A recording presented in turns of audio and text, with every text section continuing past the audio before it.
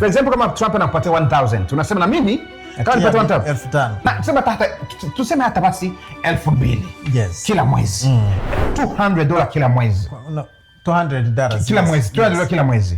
Una contribute. Tayari Trump amekuwekea 1000. Yes. Unasema kila mwezi mtakuwa contribute $200. By the time mtakuwa unakuwa 18, hautalipaka hata senti moja mtakuwa kwenda kusoma university.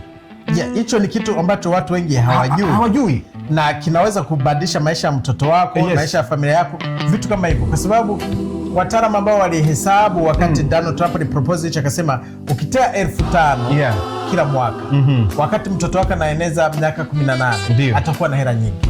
Yes, because hakuna kizuri kama kujua kama wewe mtoto wako anaanza masomo, hauna shida mtoto wako kusoma, mtoto wako hautaki mtoto wako, kwa sababu ngoja nikwambie kitu moja ambacho kinauma sana.